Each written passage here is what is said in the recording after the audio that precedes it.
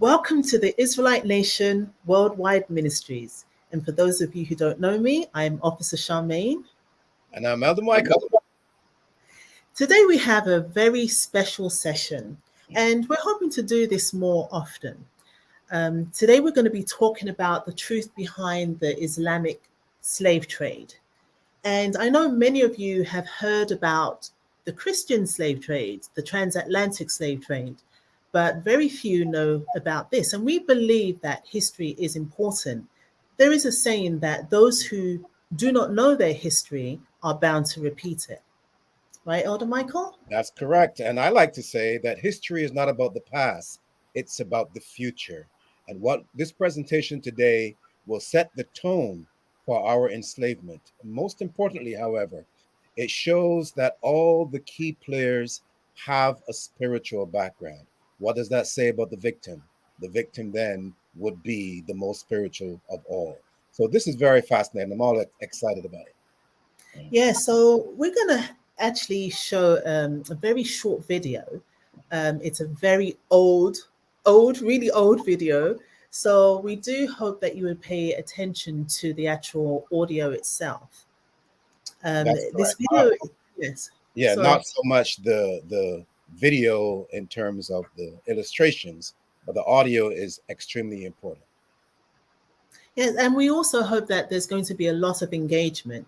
You know, the way you learn is by asking questions. That's what my mom always used to say. So ask questions, and then we will provide try our best to provide the answers that we currently have.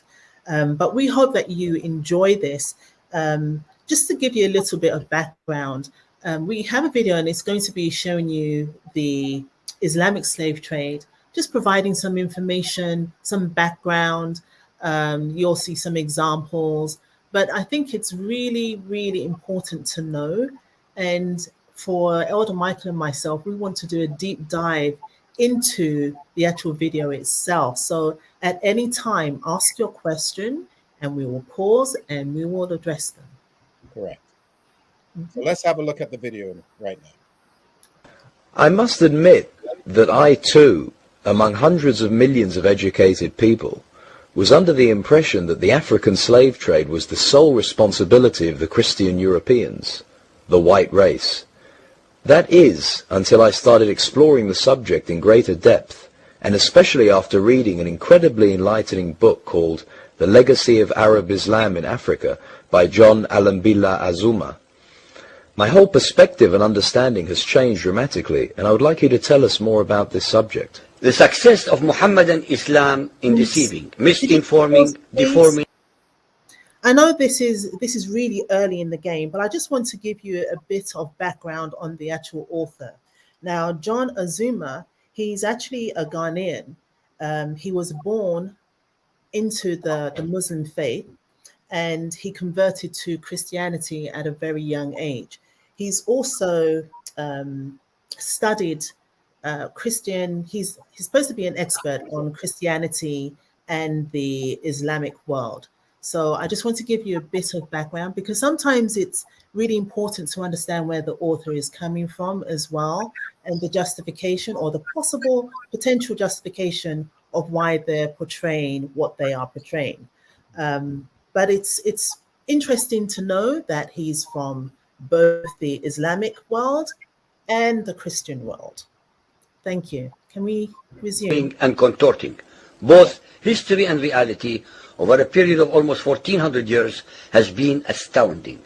That is, until now.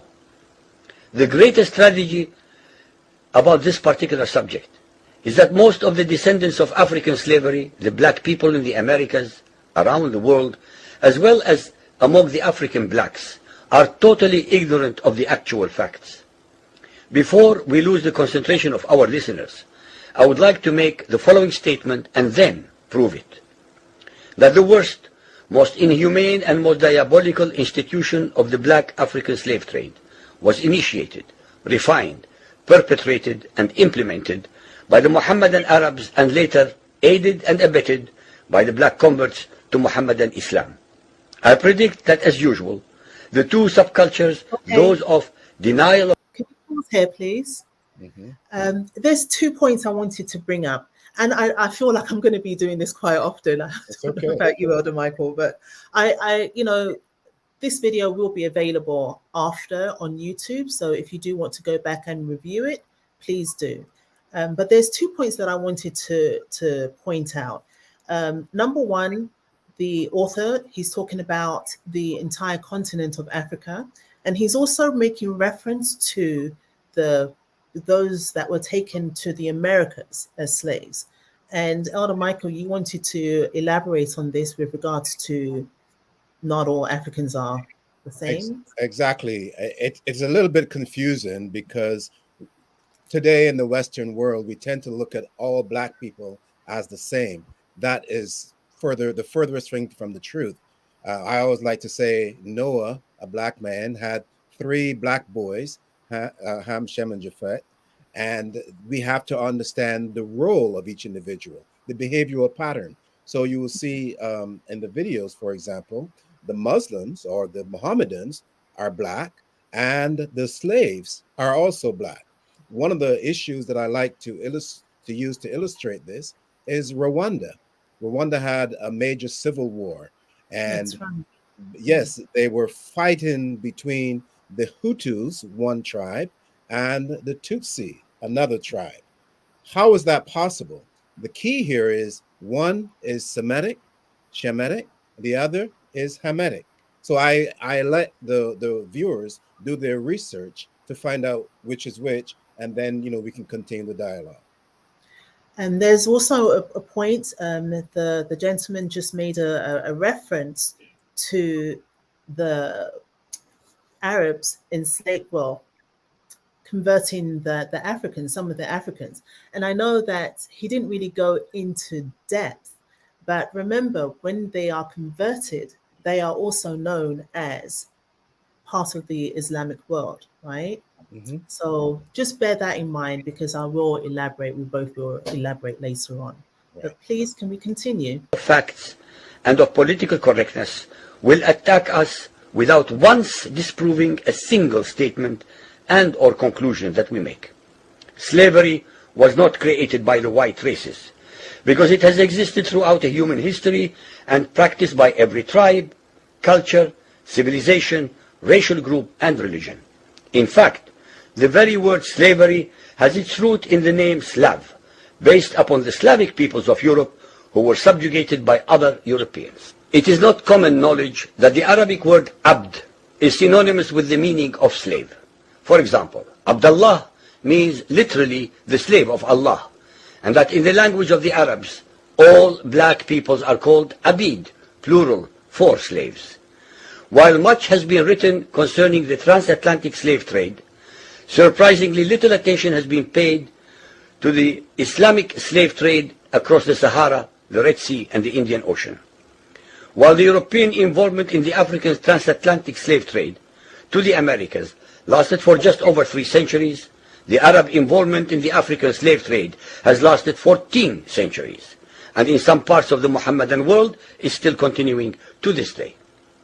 The birth of Mohammedan Islam and its conquests. There's just one point that I wanted to bring up here. It is important to understand that, yes, the Arab slave trade started around the 7th century.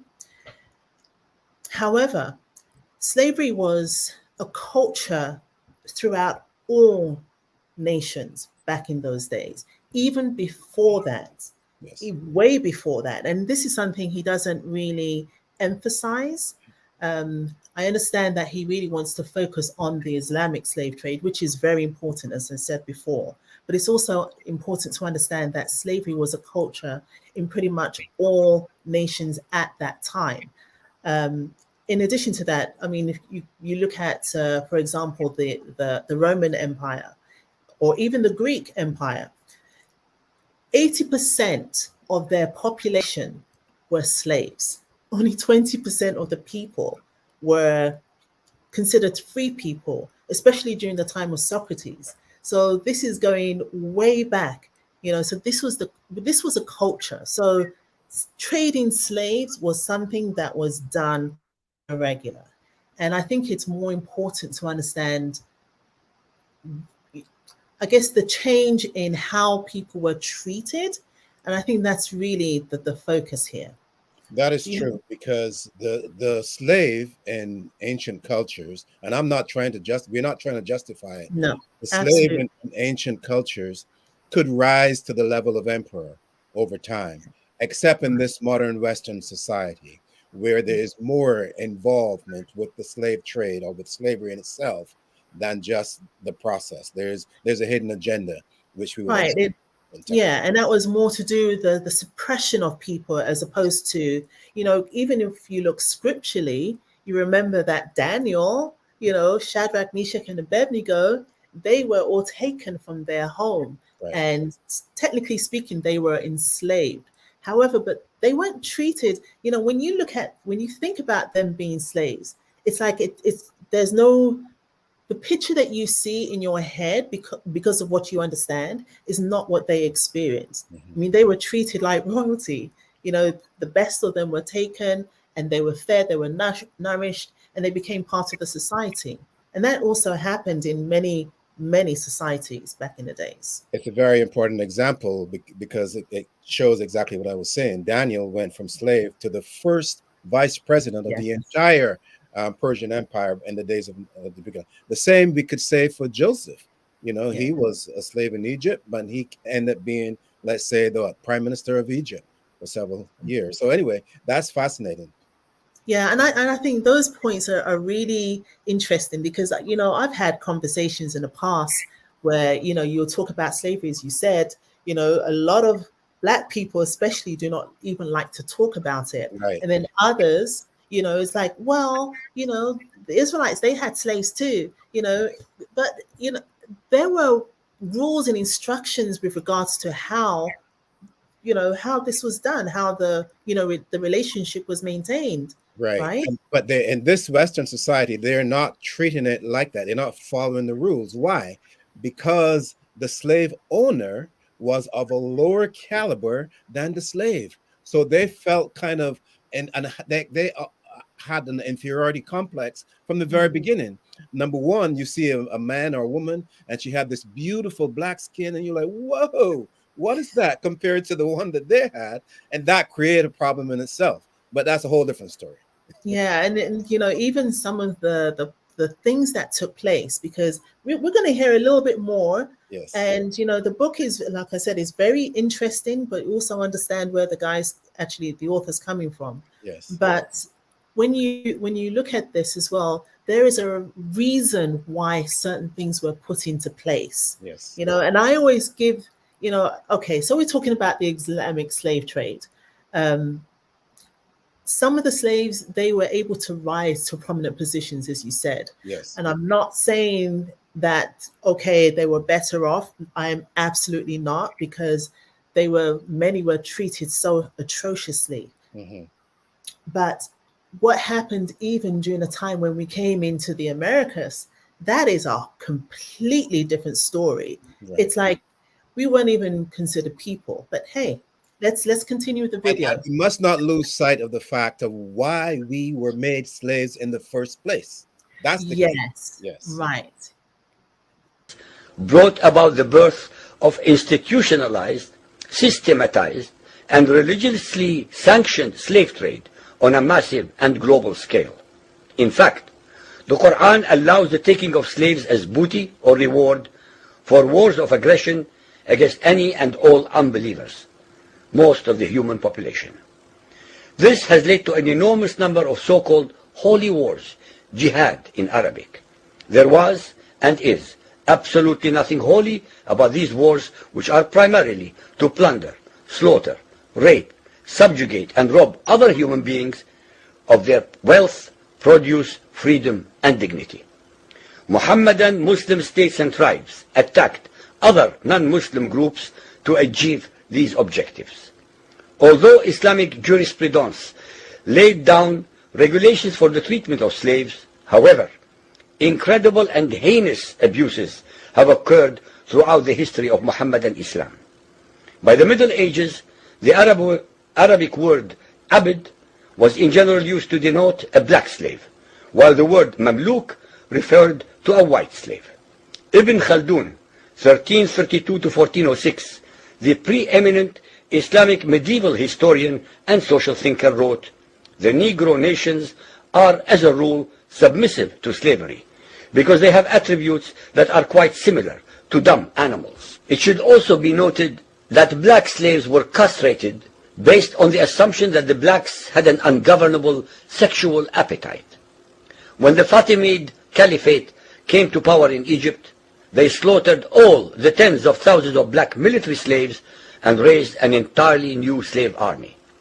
Some of these slaves were conscripted into the army at age 10. From Persia to Egypt to Morocco, slave armies from 30,000 to up to 250,000 became commonplace. The Islamic slave trade took place across the Sahara Desert, from the coast of the Red Sea, and from East Africa across the Indian Ocean. The Trans-Sahara Trade was conducted along 6 major slave routes. Just in the 19th century, for which we have more accurate records, 1.2 million slaves were brought across the Sahara into the Middle East, as well as a further 450,000 down the Red Sea and 442,000 from the East African coastal ports. That is a total of 2 million black slaves just in the 1800s. At least 8 million more were calculated to have died before reaching the Muslim slave markets. A comparison of the Islamic slave trade to the American slave trade reveals. Thank you.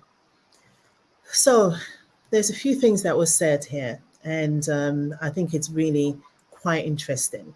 Now, one of the things that was mentioned was the derogatory term, or how we were perceived, and this took place during the time of the 18th century.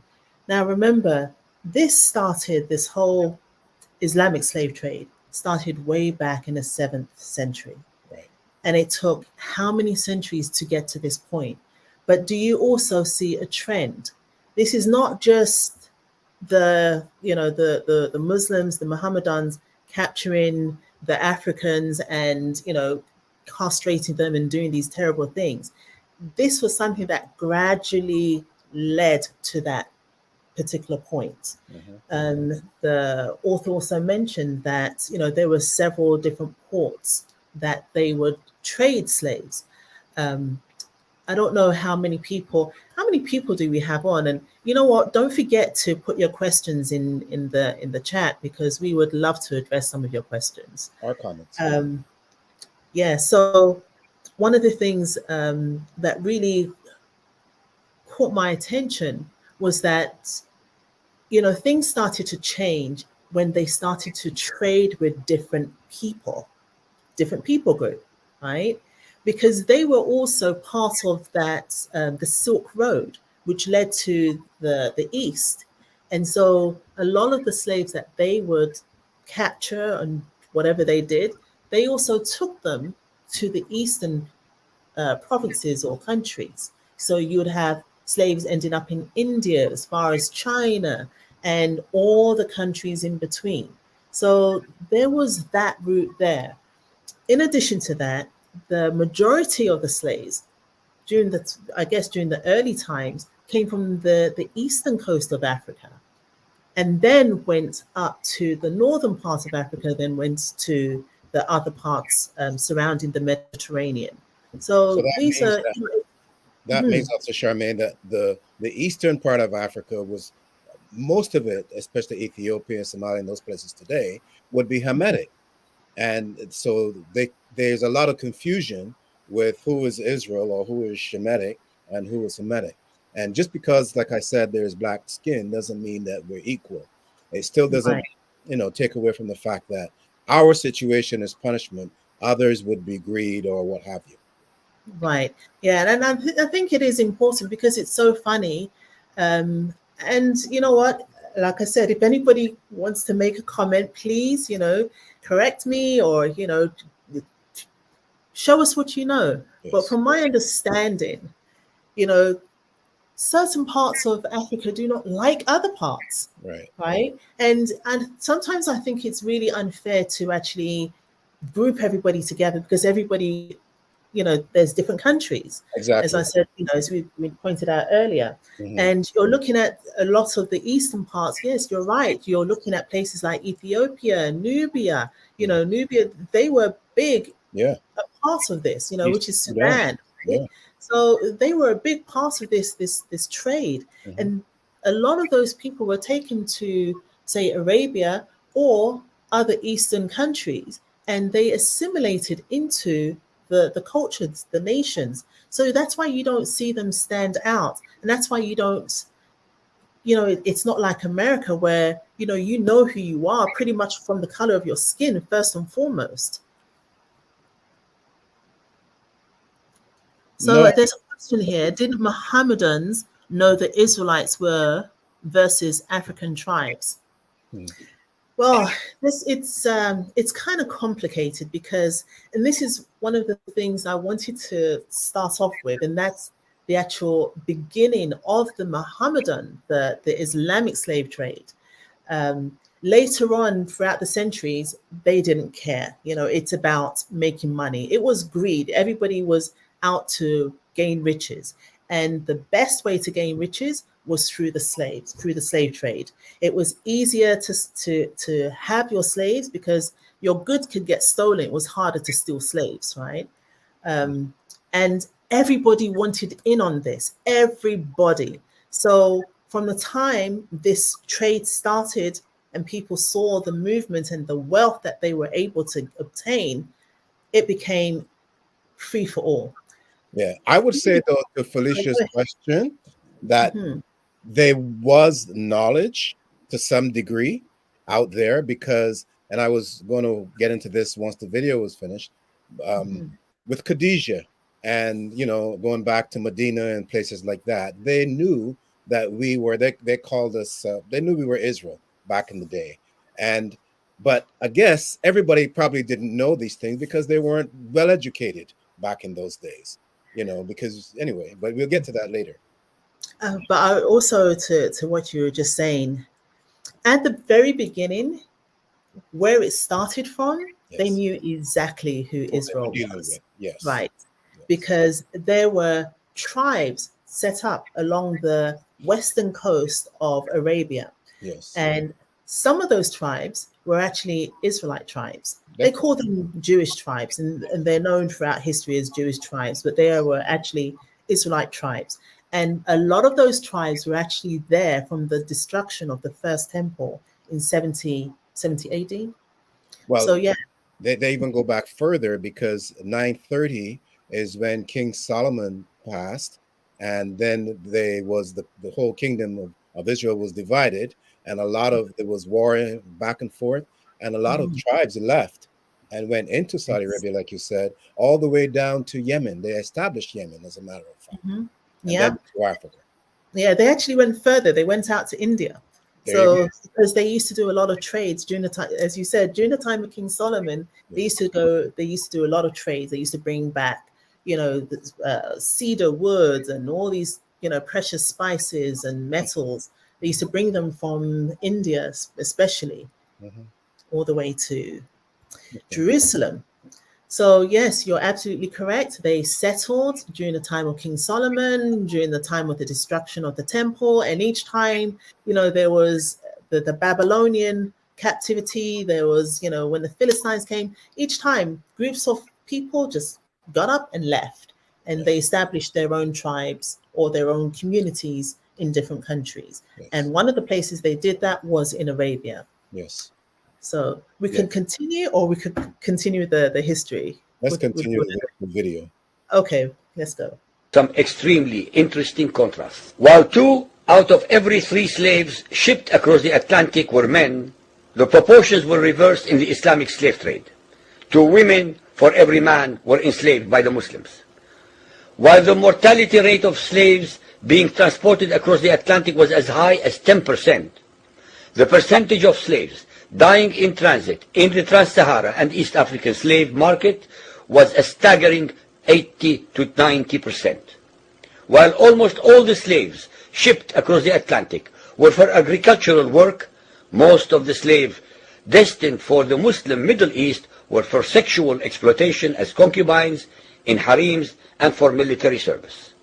While many children were born to the slaves in the Americas, the millions of their descendants are citizens in Brazil and the United States. Today, very few descendants of the slaves that ended up in the Middle East survived. While most slaves who went to the Americas could marry and have families, most of the male slaves destined for the Middle East were castrated, and most of the children born to the women were killed at birth. It is estimated that possibly as many as 11 million Africans were transported across the Atlantic, 95% of which went to South and Central America, mainly to Portuguese, Spanish, and French possessions. Only 5% of the slaves ended up in what we call the United States today. However, a minimum of 28 million Africans were enslaved in the Muslim Middle East. Since at least 80% of those captured by Muslim slave traders were calculated to have died before reaching the slave markets, it is believed that the death toll from 1400 years of Arab and Muslim slave raids into Africa could have been as high as 112 millions.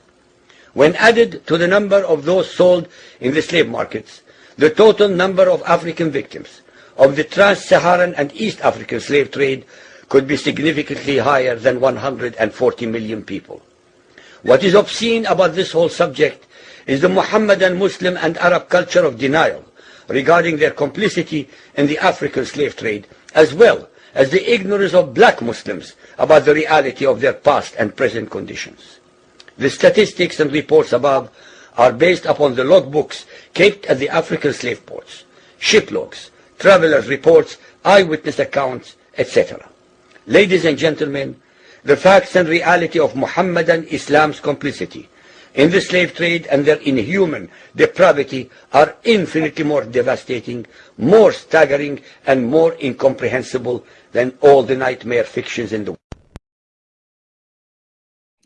Very interesting indeed. To me, what I see here is I see, like I said before, all the world is a stage and men are but mere actors.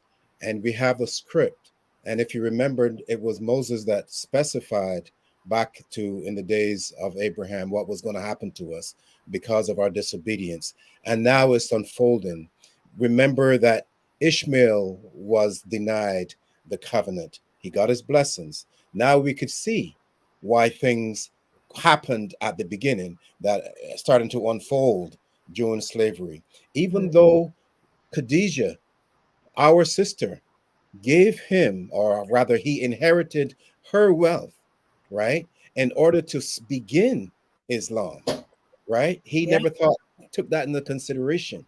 Even though we taught him, as we had discussed before, how to pray, how to worship, and he used to worship, this is Muhammad, towards Jerusalem 3 times a day.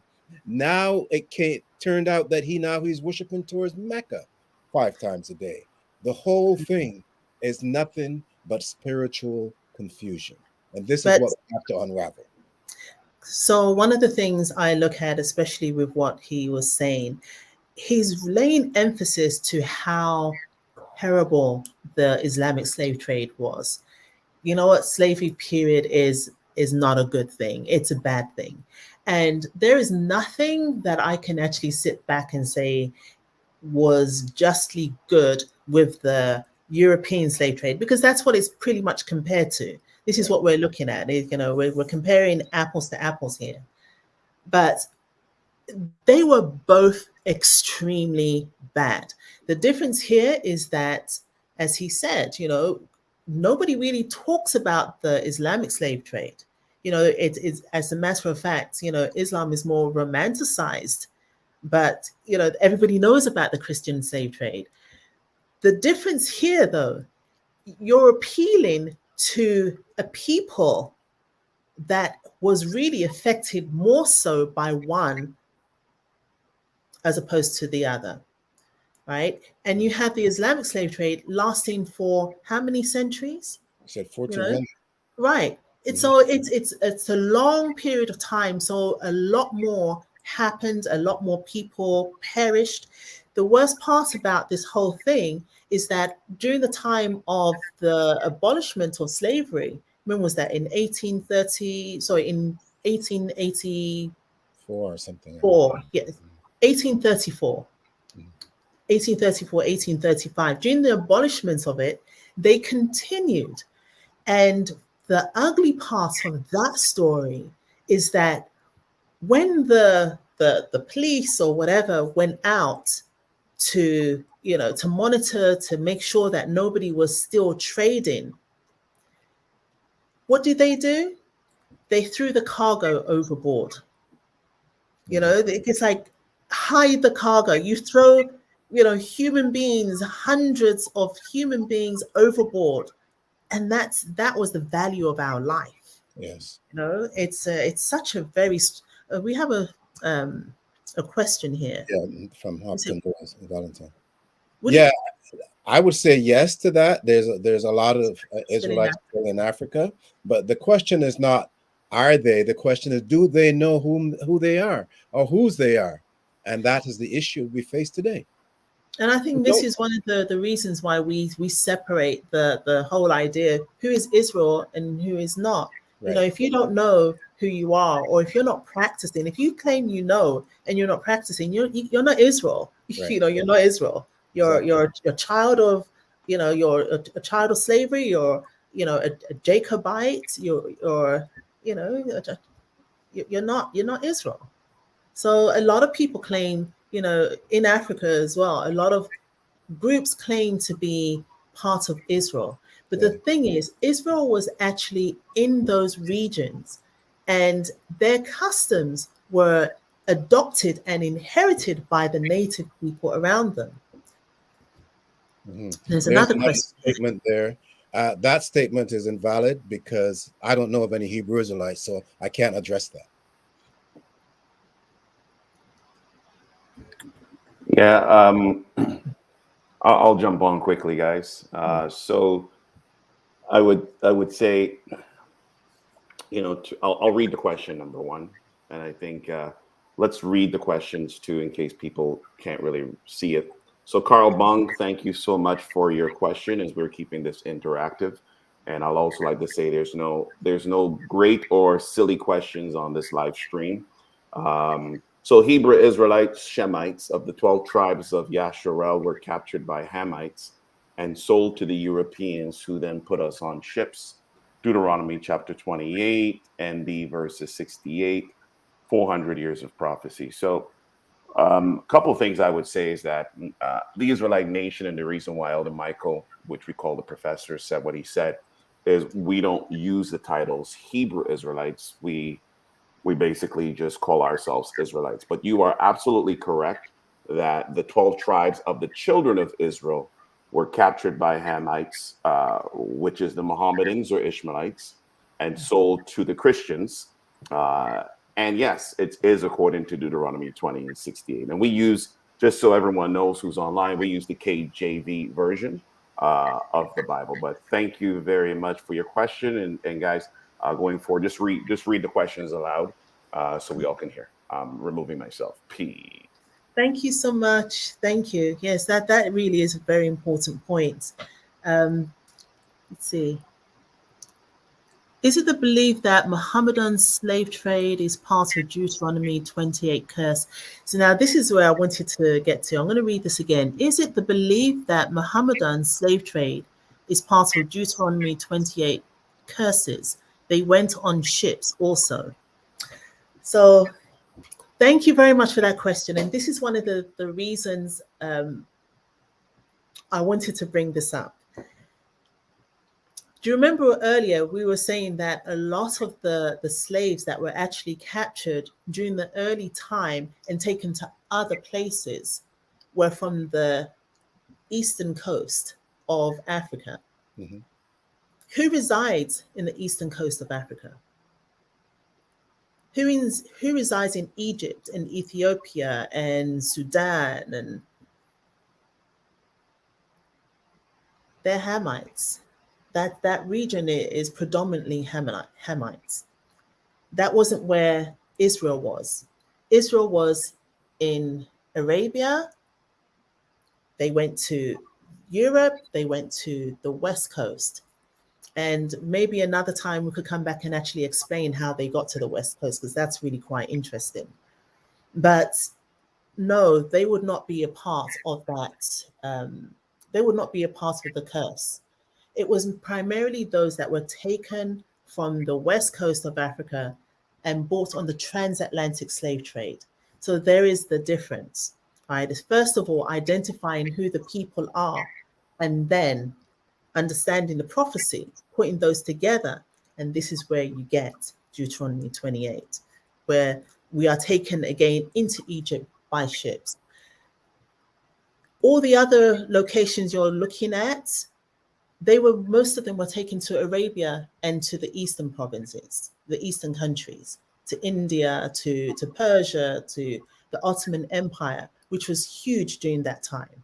So they were taken there to serve. Yeah, one could argue, however, that the Mohammedans set the tone for Deuteronomy 28:68 and other places, because Yes. for someone to buy you, someone had to sell you. So the Mohammedans did the selling. So one could say that without that sale, then they wouldn't Right. have, the Yes, atrocities. that's another excellent point. Not only did they set the tone by making that transaction, they also converted a lot of groups Right. into into Mohammedans, into the Islamic culture. Right. So by doing that convert, you have the actual native people, because this was the native people that were actually converted to Islam, and they continued with the raids. They didn't have to, but they did. So this is where you get black people selling black people, That's right. which is really an unfortunate situation. And as we progress in other episodes, we will show you how there's a collaborative effect, a collaboration between the seller, the buyer, and the financiers, right? Working to serve the same God. And you could see it more clearly then as it manifests itself in their behavioral pattern. There's another statement there. Where is our question? Where is Jerusalem and Judea located? I don't mean like Jerusalem was in Israel and Judea was also a part of Israel. I hope that answers the question. Yeah. So I just wanted to point out one more thing. Just one more thing, and that is, remember, once upon a time, there was a number of tribes living within the western coast of Arabia. You see, there were lots of slaves, but the one that was more vivid is the one that was mentioned in Deuteronomy 28. Very true. Very true. Yeah, Um, that's the subject matter that we're addressing today. We're not addressing all the slaves of the world. We're addressing specifically those that were supposed to be princes and princesses that were punished using slavery. That would be our forefathers and we ourselves. yes. And so one of the things that I wanted to point out was the Israelites that were living in Arabia. Unfortunately, a lot of them were not so much taken into slavery, but some of the actual groups were executed because of a disagreement that they had with Muhammad and his first group of followers. So they were actually executed. The men were executed, and the women and children were taken into slavery and assimilated into their culture. So it's really quite interesting. There is a lot of history that it's very complex. You have to follow one path and talk about that one path, because if you try to talk about all of them, we just get really, really confused. So Yes. It's what I like about this whole structure, though, is the fact that all the players, and I said this earlier, I want to repeat it again for those who may have missed it. All the players are highly spiritual. And again, I want people not to lose that content, because if the players are all highly spiritual, then what does that say about the victims? They too must be even higher in their spirituality. And we have to see that for what it's worth, because had we not been disobedient, we would not have been enslaved. And we are being enslaved by people that were beneath us in terms of their appreciation of the Creator and what He had in store for humanity. So this is an important point that we need to stress as we go through the process. And there's another question here. It says, this is by Shelby Brown. Are the Moors part of the Mohammedans? I would like to say that the Mohammedans are part of the Moors, and we will take some time to go into that a little later. Probably not today. Give them a little bit. Give them a little bit. Sorry? Give them a little bit. Yeah. Okay. Yeah. So the Moors, they were a mixture of different people that together. The majority of the Moors were from the Arab lands, from Arabia, from those regions. But they also had other cultures or people group traveling with them, such as the Israelites. They traveled with the Moors. And, they went into places like Spain and Portugal. They went to, southern parts of Europe. They went to Turkey. But this was all part of the trading that they were doing. So they were trading other things, I should say, in addition to slaves, because I'm not sure what they carried on their caravans, but slaves were part of that trade. Yeah, I have a slightly different variation of it. I see the Moors as predominantly those of Israelite culture. I see them similar, like I was saying to someone recently. I have an extensive family that live in London, and a lot of them have been living in London, England, before I was born. And they did not take our culture there. They embrace the English culture. They speak the English language, and they do all the things that the British people do today. And I see the Moors embracing an Arabic culture. Even though they're Israelites, they speak Arabic. They did all the translations from Greece into Arabic and into Spanish and into French, etc. And they were the more advanced, the most advanced portion of the Mohammedan culture, in my opinion.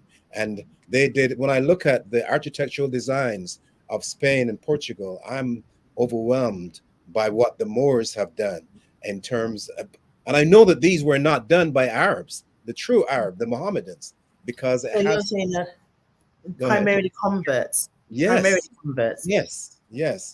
And another question is, did some Israelites pretend to be Ishmaelites to avoid persecution? Absolutely. Absolutely. I mean, this is a matter of life and death. Yes. Thank you very much for the question. And that's a good question, because as we advance, like I said, you will see they did the same thing for Christianity. They stopped circumcising, because when the Inquisition started and they checked you out and you circumcised, boom, you're toast at that point if you didn't lose all your key body parts. Yes.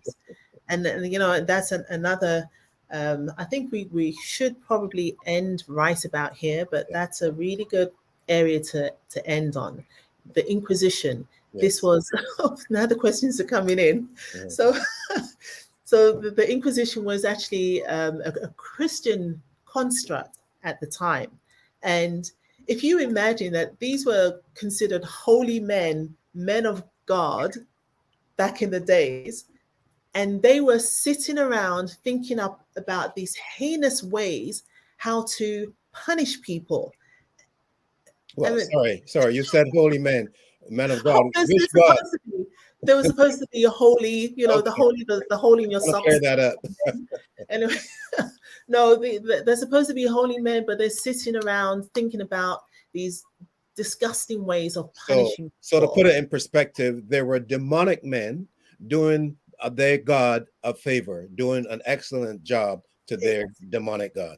You know what I really wanted to end on? I'm going to read this question before I do, but I just wanted to put, and this is one of the reasons why I mentioned the author and his background, because as much as ugly as the Islamic slave trade was, the Christian slave trade was just as ugly. Exactly. Maybe it wasn't as long, but it was just as ugly. And he's appealing to how, the Black people that's become Muslim today. And I'm appealing to those that become Christians or Muslims. Why would you do that, knowing this history? Right. But maybe we need to talk about this a little bit more so that you understand, the foundation of these groups, heavily involved in the slave trade, and the things they did were diabolical. Both of them were very bad. Yeah. So the last question here is, do we know when the 400-year prophecy was given? What triggered the actual beginning of the 400 years? The question is, yes, we do. Yes to that.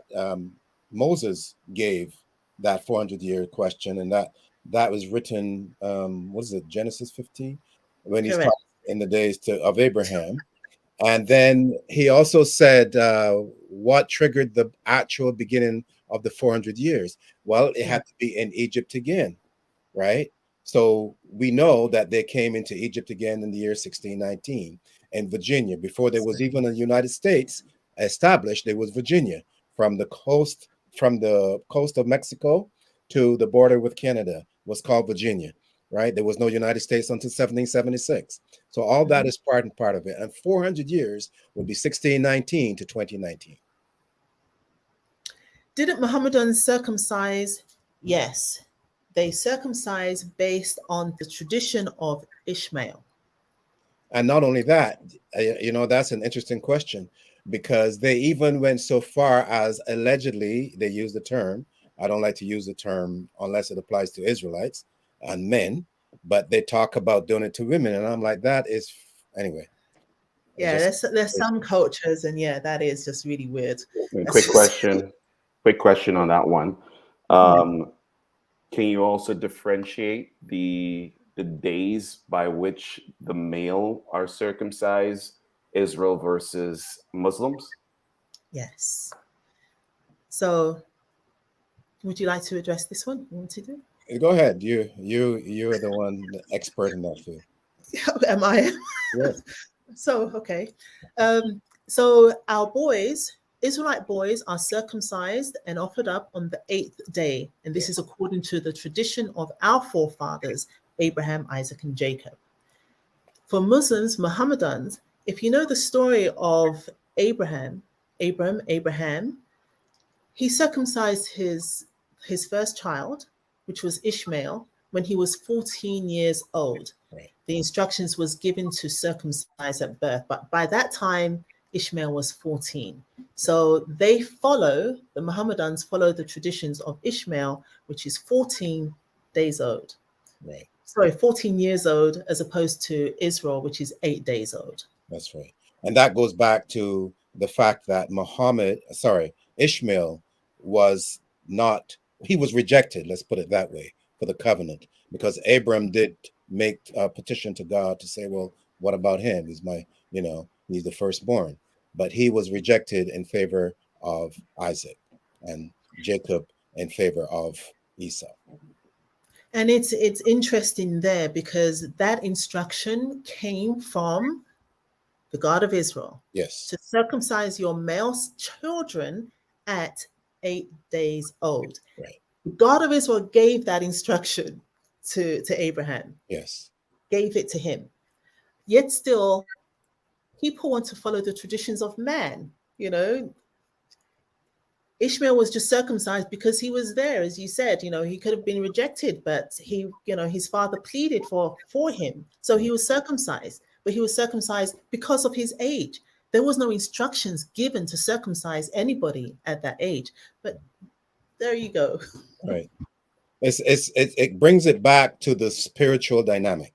And this is something that we must not lose sight of, because that spiritual dynamic is the underpinning, the platform from which we speak, from which slavery occurs. Whether it be good, bad, or horrific, there's a spiritual dynamic that cannot be overlooked. And this is so important. This is a relationship between the God of Abraham, the God of Isaac, and the God of Jacob, and his royal family, the Israelite nation.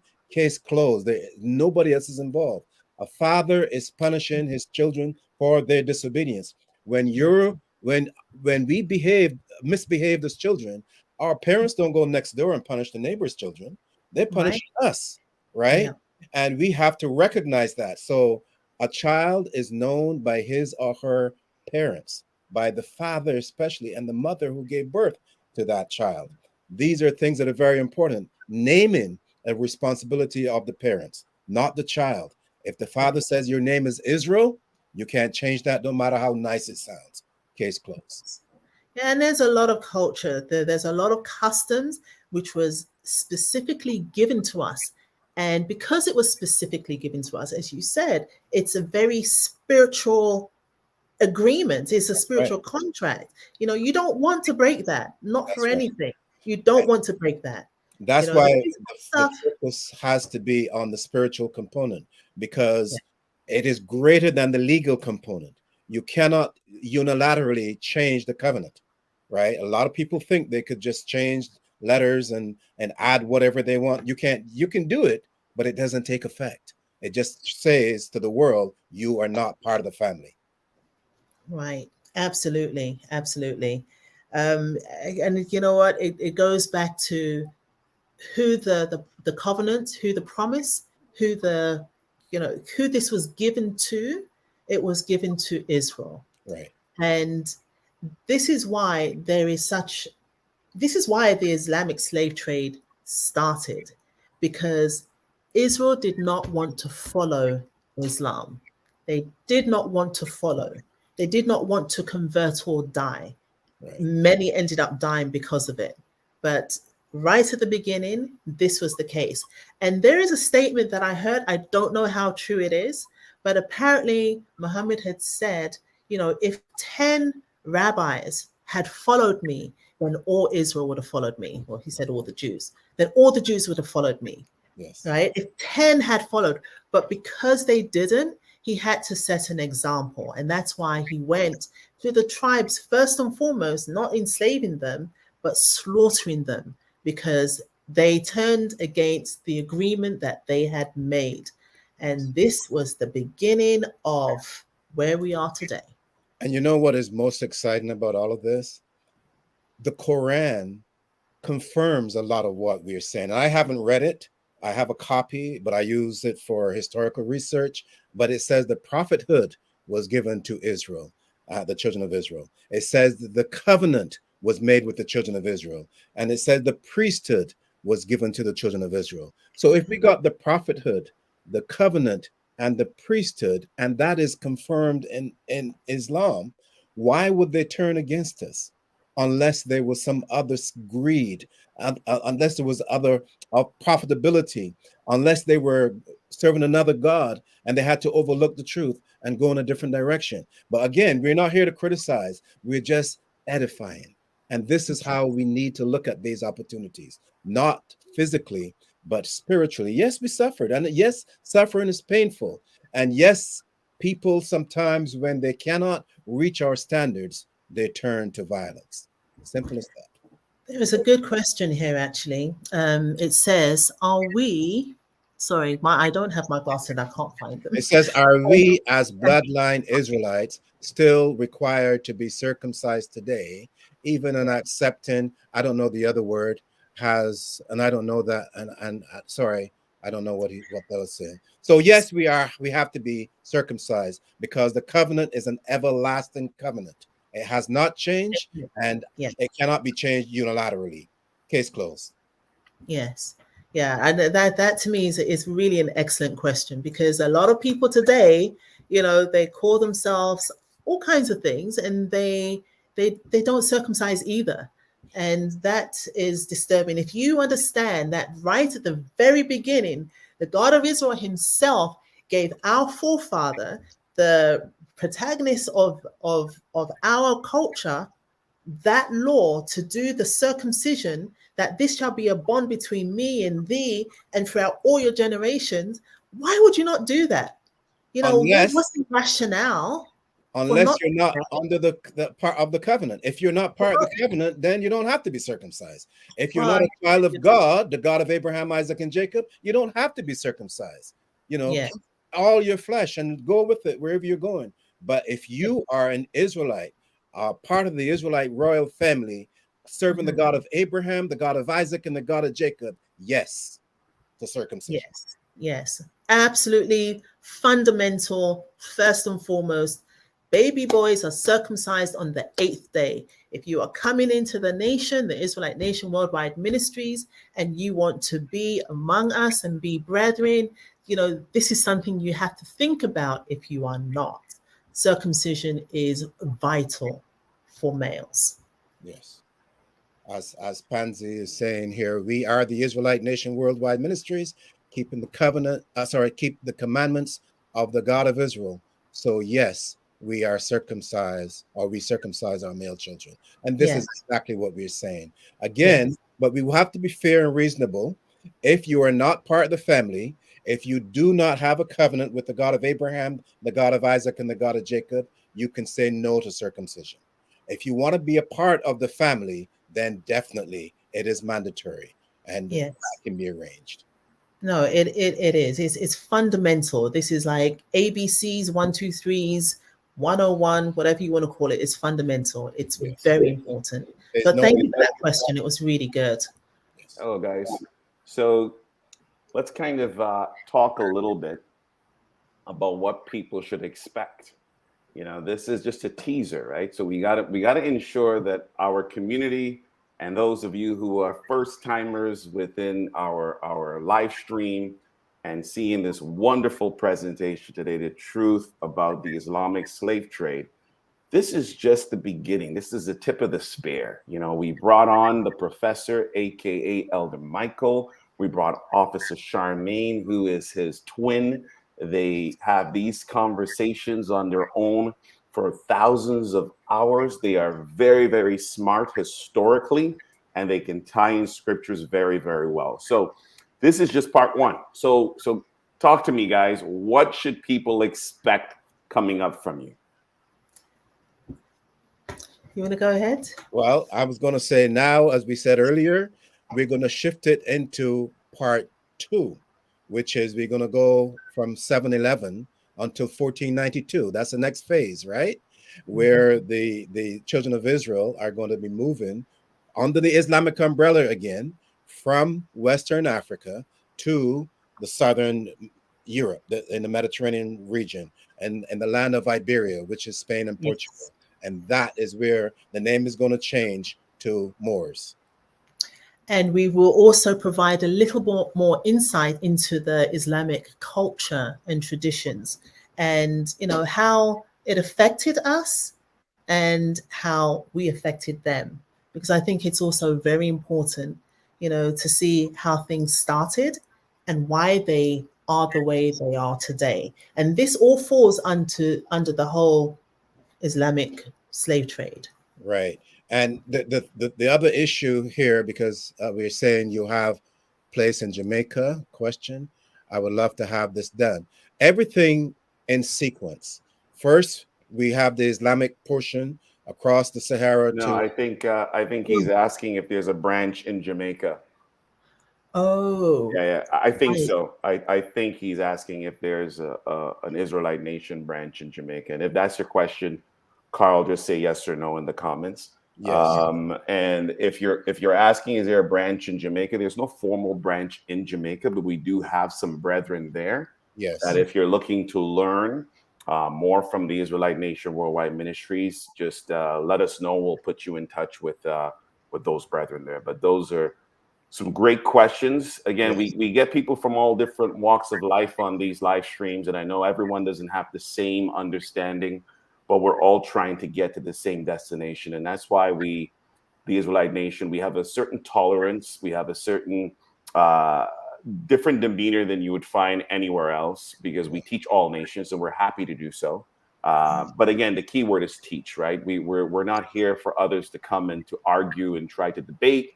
Right. But if they're here to really learn and they humble themselves and say, hey, Israelite Nation Worldwide Ministries, teach me, we are happy to extend our hand and lead you down the path. This is our first interactive type presentation that we have done. Let me know in the comments, do you like this format for Officer Charmaine and Elder Michael to come maybe every 2 weeks or so and do a historical episode, like let me know. Yes, no, you like the interactive, you like seeing these two guys on your screen. Let me know in the comments if you would like to keep this going.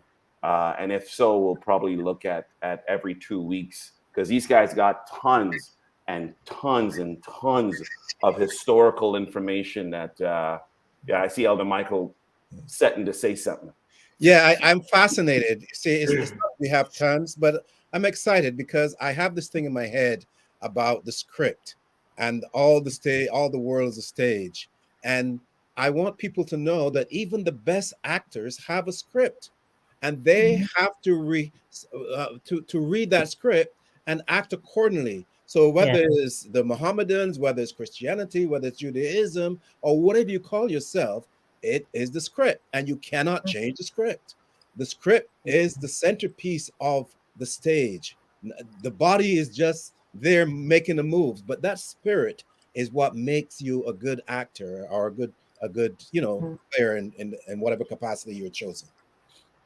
Yes, Great. and yeah, Sorry, I just wanted to say, and I'll let you go, Officer Sharman. I just want to say that we basically did not really put this out today, and we're talking candidly, right? We didn't put this out today. This was done, I think, midweek. We basically decided to say, hey, let's jump on a Sunday and let's do this as a kickstart. And we didn't want to put it out there because you don't know if there's going to be some technical hiccups and stuff like that. So we wanted a small sample pool.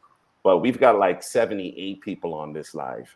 And then if you take 78 people and some people are like there's 2 people watching at the same time, you're probably about 140 people looking at this, right? So I thought maybe 2 people were going to be online, but we've got like 78. So that we thank you guys for spending your Sunday with us.